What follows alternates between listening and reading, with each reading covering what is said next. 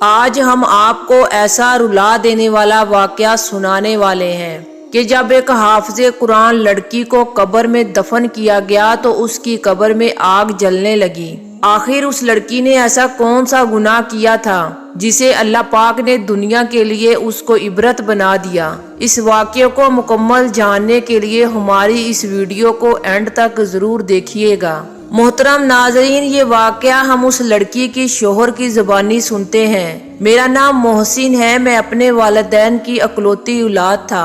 ہمارے گھر میں کل 4 افراد رہتے تھے، میں، میرے ماں باپ اور ایک میری بیوہ پھپھو جو کہ میری دوسری ماں جیسی تھی۔ میں جب کالج میں پڑھتا تھا تب میری ماں کا انتقال ہو گیا اور ہم 3 لوگ باقی رہ گئے۔ ماں کو کھونے کا غم مجھ پر بہت بھاری ثابت ہوا تھا۔ میری ماں بہت نیک عورت تھی۔ مجھے میری پھپھو اور میرے ابا نے ماں کا غم بلانے کے لیے بہت سہارا دیا تھا۔ وہ ہر وقت میرے ساتھ لگے رہتے اور دونوں کوشش کرتے تھے کہ مجھے اکیلا نہ ہونے دیں۔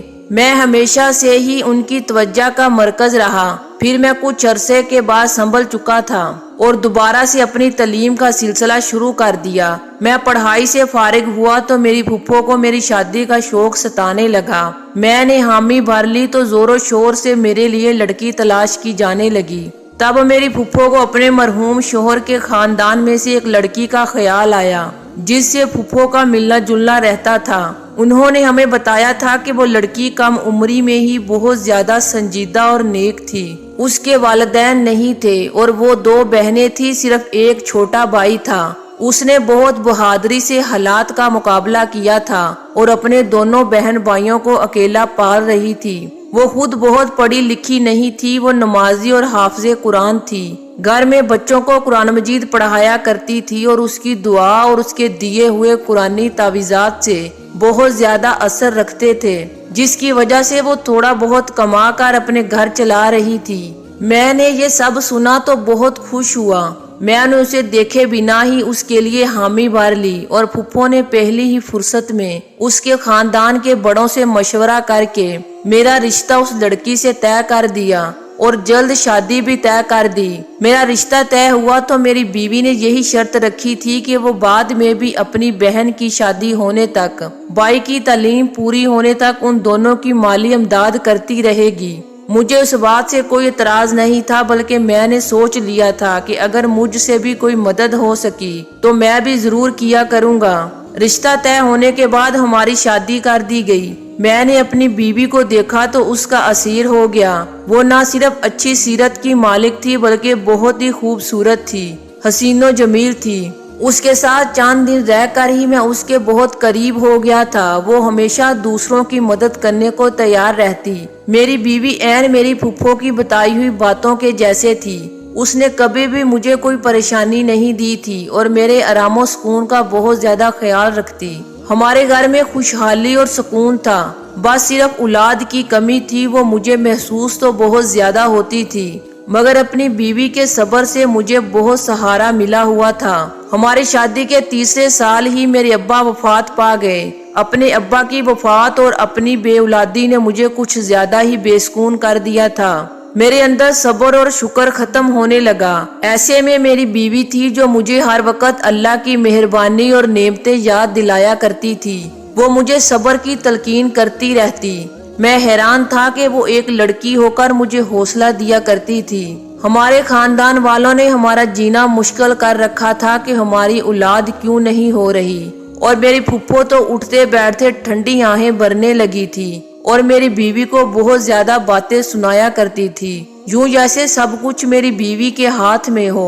میں اپنی پھپھو کو بہت زیادہ سمجھا کر تھک چکا تھا۔ الٹا وہ ہم دونوں سے لڑنے لگتی اور ہمیں علاج کروانے کا کہا کرتی تھی تاکہ ہماری اولاد ہو سکے۔ اسی پریشانی میں وقت گزرتا گیا۔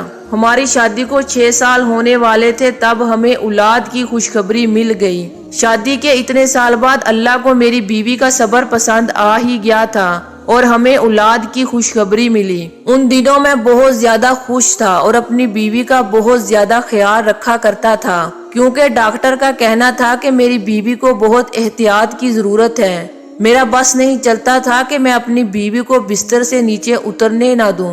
ہماری بہت زیادہ احتیاط اور دعاؤں کے باعث اللہ تعالیٰ نے ہمیں صحت مند اور پیارا سا بچہ عطا فرمایا، مگر بچہ پیدا ہوتے ہی میری بیوی کی طبیعت ایک دم سے بگڑ چکی تھی۔ میں نے ایسا کبھی نہیں سوچا تھا کہ بچہ ہوتے ہی اپنی بیوی کو کھو دوں گا۔ اپنی بیوی کی طبیعت کا سن کر میں نے اللہ سے اس کی زندگی کی بہت دعائیں مانگی، مگر میری دعائیں رد ہو گئی اور میری بیوی اللہ کو پیاری ہو گئی۔ میں غم سے بے حال ہو رہا تھا۔ سب جاننے والے میرے لیے افسوس کا اظہار کر رہے تھے اور میں غم زدہ سا ایک کونے میں بیٹھا ہوا تھا، رو رہا تھا۔ جب میری بیوی کو لے کر قبرستان پہنچے تو آسمان پر بالکل سیاہ بادل پھیلا ہوا تھا اور دن کے وقت بھی ایسا لگ رہا تھا جیسے رات کا سما ہو۔ یوں ہی میری بیوی کو دفن کر دیا گیا۔ نہایت تیز بارش شروع ہو گئی اور ایسے میں طوفانی ہوائیں بھی چلنے لگی کہ سب حیران و پریشان۔ بیوی کو دفن کرنے کے بعد ہم سب اپنے اپنے گھروں میں پہنچ چکے تھے۔ ایسا لگ رہا تھا جیسے موسم بھی میرے ساتھ بیوی کی موت کا غم منا رہا ہو۔ رات دیر تک تیز طوفانی جھگڑ چلتے رہے۔ میرا بچہ ہر وقت میری بیوی کے گھر والوں نے سنبھالا ہوا تھا اور وہ لوگ بھی میرے گھر میں رہ رہے تھے، اس لیے میں بھی بچے کی طرف سے بے فکر ہو کر اپنے کمرے میں اکیلا بیٹھتا اپنی بیوی کو یاد کرتا رہتا تھا۔ یاد کرتے کرتے میری آنکھ لگ جاتی۔ صبح کے قریب میں نے خواب دیکھا کہ میری بیوی بہت بری طرح رو رہی ہے۔ اپنی بیوی کو اتنی بری طرح روتا دیکھ کر میں تڑپ اٹھا تھا اور میری آنکھ کھل گئی۔ بارش اور ہوائیں بھی تھم چکی تھی، انصاف ہو چکا تھا۔ اب مجھے خواب پریشان کر رہا تھا۔ میں نے ہمیشہ اپنی بیوی کو ہنستے مسکراتے ہوئے دیکھا تھا۔ اس کا اس حال میں ہونا اور اس طرح اس کا رونا مجھے بہت زیادہ پریشان کر رہا تھا۔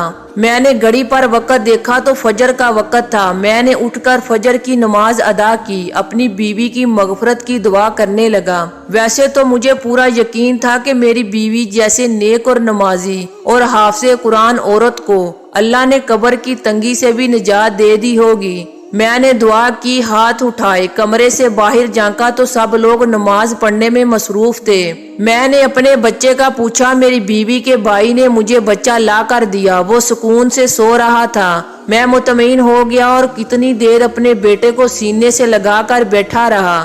اپنے بچے کو پیار دے کر میں گھر سے نکل کر سیدھا قبرستان پہنچ گیا۔ میں نے اپنی بیوی کے لیے قرآن پڑھنا چاہ رہا تھا اور کچھ رات والے طوفان کے بعد میں اس کی قبر کی حالت کا اندازہ بھی لگانا چاہ رہا تھا۔ میرا قبرستان پہنچ کر اپنی بیوی کی قبر کے پاس پہنچا تو اس کی قبر کی حالت دیکھ کر میرے رونگٹے کھڑے ہو گئے۔ میرا دل خوف سے پھٹنے والا ہو رہا تھا کہ جس عورت کو میں نے نیک اور جنتی سمجھ رہا تھا، اس کی قبر پر ایسا عذاب آیا تھا کہ مجھ جیسا مضبوط سے مضبوط مرد بھی اندر سے ہل چکا تھا۔ میری بیوی کی قبر پھٹی پڑی تھی اور اس سے دھواں نکل رہا تھا، اس قبر سے آگ نکل رہی تھی۔ وہاں اتنی تیز بارش ہوئی تھی کہ میرا وہاں کھڑا رہنا مشکل ہو گیا تھا۔ کوئی مزدور بھی میری بیوی کی قبر کو بنانے کے لیے تیار نہیں تھا۔ بڑی مشکل سے مجھے ایک مزدور ملا جس میں مجھے 4 گنا زیادہ پیسے لیے اور میری بیوی کی قبر پر مٹی ڈال دی۔ یہ سب اس مزدور نے دور سے کھڑے ہو کر کیا تھا۔ میں گھر پہنچا تو میری حالت نہایت خراب ہو رہی تھی۔ سب نے میری حالت کو دیکھ کر بیوی سے جدائی کا غم سمجھ کر مجھے سہارا دیا اور تسلی دینے لگے، جبکہ میں حیران تھا کہ آخر میری بیوی پر اللہ کا عذاب کیوں آیا تھا۔ وہ اتنی نیک تھی میری نظر میں، میری بیوی کی ایسی کوئی غلطی نہیں تھی جو کہ مجھے سوچ سوچ کر پاگل کر رہی تھی کہ میری بیوی کی اصل حقیقت کیا ہے۔ سوچ سوچ کر میرا دل پھٹ رہا تھا، کوئی خامی نظر نہیں آ رہی تھی۔ میں اتنا تو جانتا تھا کہ اللہ نے بے انصاف نہیں ہے۔ ایسا تو ہو نہیں سکتا کہ میری بیوی کی حقیقی آواز سے اللہ نا واقف ہو۔ مجھے حیرت اور صدمہ تھا کہ میں اتنا عرصہ اپنی بیوی کے ساتھ رہ کر بھی اسے جان نہیں پایا۔ مجھے دکھ یہ بھی تھا کہ اگر میری بیوی کوئی گناہ کر رہی تھی تو کاش مجھے اس گناہ کا پہلے ہی پتہ چل جاتا تاکہ میں اسے اس گناہ سے روک لیتا اور اس عذاب سے بچا لیتا۔ میں پچھتاوے میں مبتلا تھا، مگر ان دنوں کیا چل رہا تھا، میرا بیٹا راتوں کے وقت کون پال رہا تھا، مجھے کچھ خبر نہیں تھی۔ मैं बस अपनी मरहूम बीवी के लिए बेचैन था और अल्लाह से उसकी मगफरत की दुआ करता रहता। एक रोज फुफ्फो अचानक मेरे पास आई और संजीदगी से बोली कि उन्हें मुझसे बहुत जरूरी बात करनी है। मेरी फुफ्फो ने मुझसे जो बात की वो मुझे एकदम गुस्सा दिला गई थी। मेरी बीवी को मरे हुए बड़ी मुश्किल से 21 या 20 रोज हुए थे। मेरी फुफ्फो मेरी दूसरी शादी करना चाह रही थी। मैं फुफ्फो से नाराज होने लगा कि उन्हें मेरी मरहूम बीवी का एहतराम करना चाहिए, कम से कम इतनी जल्दी मुझसे शादी की बात नहीं करनी चाहिए थी। जबकि मैं ये सदमा अभी तक भूल नहीं पाया था, मैं अभी तक सदमे में था। फुफ्फो ने बड़े ही तहम्मुल से मेरी नाराजगी देखी और मुझे कहने लगी, मैं बूढ़ी हो गई हूँ, इसलिए मुझे या मेरे बेटे को वो नहीं संभाल सकती, क्योंकि वो तो वाकई बीमार और कमजोर हो गई थी। उनकी बीनाई भी कम हो चुकी थी और मैं सोच सोच कर परेशान होने लगा और थक हार कर मैंने अपनी फुफ्फो की बात मानने का फैसला कर लिया और एक रोज काम पर जाने से पहले फुफ्फो को जवाब दे दिया कि वो जैसा चाहती हैं, मुझे कोई इतराज नहीं। मेरे जवाब में मेरी फुफ्फो को खुशी से नहाल कर दिया था। मेरे जाते ही शायद उन्होंने पीछे तमाम तैयारियां शुरू कर दी। मैं जैसे ही काम से शाम को वापिस आया, ये देखकर हैरान रह गया। फुफ्फो ने मेरे निकाह के लिए सारी तैयारियां मुकम्मल कर दी थी। मैं तो वैसे भी इस बात के लिए खुद को राजी कर चुका था। मैं खामोशी से निकाह ख्वाह के सामने बैठ गया। फुफ्फो ने मेरा निकाह मेरी मरहूम बीवी की बहन से करवा दिया था। उस निकाह के बाद मैं बहुत ज्यादा उदास था, अपने कमरे में बंद हो गया था। मुझे परेशानी थी कि न जाने मेरी ये दूसरी बीवी अपनी बड़ी बहन की तरह समझदार और खुश मिजाज है या नहीं। वो मेरा घर कैसे संभाल पाएगी। मुझे नहीं ये लगता था कि जैसे मेरा दिल अपनी पहली बीवी से मुतमईन था, वैसे दूसरी बीवी से भी कभी मुतमईन हो पाऊंगा। मेरे वही मामलात थे। मैं सुबह सवेरे काम पर चला जाता और शाम के वक्त घर लौट आता और अपने कमरे में बंद हो जाता। मेरी दूसरी बीवी ने बड़े ही खामोशी से मेरा हर काम संभाल लिया था और अजीब बात यह भी थी कि मैंने आज तक कभी अपनी दूसरी बीवी को नहीं देखा था। मैं नहीं जानता था कि वो कैसी लड़की है। एक रोज मैं काम से जल्दी वापस आया तो अपने कमरे में अपनी दूसरी बीवी को देखकर मैं हैरान रह गया। वो तो अपनी बहन से भी ज्यादा खूबसूरत थी, मगर ऐसा नहीं था कि मैं हुस्न परस्त था और मुझे उसका हुस्न मुतवज्जे कर रहा था। मुझे जिस बात पर उसकी तरह मुतवज्जा किया, उसके चेहरे पर फैला सुकून और नरम तासरात थे।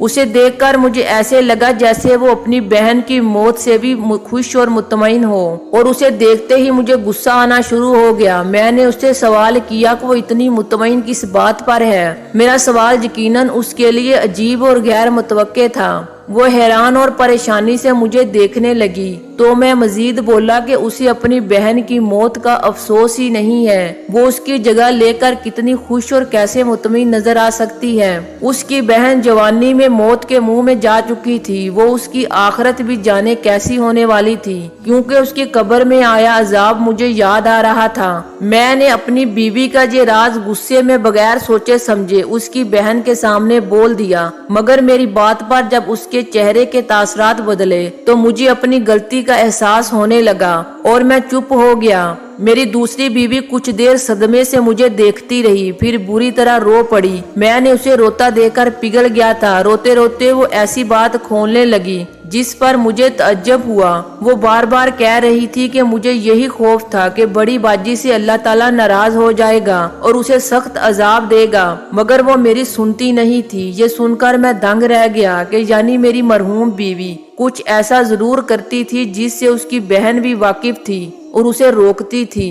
जब मैंने अपनी बीवी से तफसील पूछी तो वो गड़बड़ा गई और बात बदलने की कोशिश करने लगी, मगर मैंने सच जानने की इल्तिजा की। उसने मुझे अपनी बहन की असलियत बताई, जिसे सुनकर मेरे होश उड़ गए। उसने बताया कि मेरी बहन वाकई नेक लड़की थी, हाफिज़े कुरान थी और हाफिज़े कुरान होने की वजह से हर वक्त कुरान पाक की तिलावत करती रहती थी। एक रोज हमारे मोहल्ले में किसी बच्चे को तकलीफ हुई तो उसकी माँ की परेशानी पर मेरी बहन ने जो भी कुछ आयात पढ़ी उस बच्चे को पढ़कर फूंक दी, जिससे उस बच्चे को आराम आ गया। उस वाक़ये के बाद मेरी बहन बहुत मशहूर हो गई। वो नेक लड़की है जिसके पास बीमारी और तकलीफ की शिफा है। उसके बाद तो तरह तरह के लोग हमारे घर आने लगे और मेरी बहन तवीज़ात नाम पर कुरान पाक की आयात लिख कर देती। वो लोग चंद रुपए देकर चले जाते और اور ہمارا گزر بسر ہونے لگا تھا، مگر مشکل حالات کے لیے ہمارے پاس کچھ نہیں تھا۔ اچانک ہمارے بھائی کا ایک گردہ فیل ہو گیا، وہ ہسپتال میں زندگی اور موت کی کشمکش میں تھا۔ ہمارے پاس اس کے علاج کے لیے رقم بھی نہیں تھی، ہم بہت پریشان تھے، دن رات روتے رہتے۔ انہی دنوں ایک مرد میری بہن کے پاس آیا اور کہنے لگا کسی لڑکی سے شادی کرنا چاہتا ہے، مگر وہ لڑکی شادی شدہ ہے۔ وہ چاہتا ہے کہ میری بہن ایسا تعویذ دے کہ لڑکی کی طلاق ہو جائے اور وہ اسے پا لے۔ میری بہن نے انکار کر دیا کیونکہ یہ گناہ کا کام تھا، اور جب اس مرد نے 1.5 لاکھ روپے دینے کو کہا تو میری بہن نے بھائی کو بچانے کے لیے نہ جانے کاغذ پر ایسا کیا لکھا کہ اس لڑکے کی خواہش پوری ہو گئی۔ ہمارے بھائی کا آسانی سے علاج ہو گیا۔ پھر تو ہر روز آئے دن ایسے ہی لوگ آنے لگے جو ناجائز مطالبے کر کے تعویذ بنواتے اور ڈھیروں پیسہ پکڑا کر چلے جاتے تھے۔ ایک روز میں نے جب چھپ کر اپنی بہن کو وہ تعویذ بناتے دیکھا تو میرے اوپر آسمان گر پڑا، کیونکہ میری بہن قرآن پاک کی آیات الٹ لکھ کر دیتی تھی اور یہ کالا علم تھا۔ میں دکھ سے پاگل ہو چکی تھی۔ بہن کو روکنے لگی، اسے سمجھانے لگی کہ وہ توبہ کر لے۔ وہ بولی اگر میں یہ کام نہ کرتی ہمارا بھائی کب کا مر چکا ہوتا۔ اس بات پر میں بہت زیادہ غصہ ہو گئی۔ بہن کو کہا کہ اس سے تو اچھا تھا ہمارا بھائی مر جاتا، مگر یہ حرام کام تم نہ کرتی۔ زندگی موت تو اللہ تعالیٰ کے ہاتھ میں ہے۔ اپنی بہن کو میں بہت زیادہ سمجھاتی رہی، مگر اب وہ لالچ میں آ چکی تھی۔ وہ اتنی نیک تھی اور روحانیت پا چکی تھی، مگر اس نے پیسوں کے لالچ میں سب کچھ گوا دیا۔ اس کی زندگی اچھی تھی، وہ نماز پڑھنے والی تھی، ہر وقت قرآن پڑھتی رہتی تھی، ہر وقت اللہ کا ذکر کرتی رہتی تھی، حتیٰ کہ اس کی شادی ہو گئی، مگر اس نے وہ گناہ کبیرہ کبھی نہ چھوڑا۔ میں سب سن رہا تھا۔ میری بیوی بول رہی تھی کہ میں ڈرتی تھی کہ اللہ تعالیٰ ناراض ہو گیا تو توبہ کی مہلت دیے بغیر موت دے دے گا اور سخت عذاب میں مبتلا کر دے گا، اور میرا کہا سچ ہو گیا، میں گمسم ہو گیا۔ میں اپنی بیوی کو اتنا نیک سمجھتا رہا اور وہ صرف دنیاوی پیسے کے لالچ میں اتنا بڑا گناہ کر رہی تھی، اور میرے سامنے بیٹھی میری دوسری بیوی اس جیسی حافظہ نہ ہونے کے باوجود اللہ کا خوف رکھتی تھی۔ اللہ تعالیٰ نے مجھے اب اصل میں نیک بیوی سے نواز دیا تھا۔ کالا علم کرنے والے اور کروانے والے دونوں کے لیے اللہ کے ہاں سخت عذاب ہے۔ کبھی بھی کسی پر اتنی شدید بیماری میں بھی اس گناہ کا مرتکب نہیں ہونا چاہیے، کیونکہ ہو سکتا ہے اس بیماری کے بعد جب موت آئے تو اس کو کبھی بھی عذاب سے نجات نہ ملے۔ اللہ پاک سے دعا ہے کہ اللہ پاک ہمیں ایسے تعویذات اور جادو ٹونے سے محفوظ فرمائے اور ایسے گناہ کرنے سے ہماری حفاظت فرمائے۔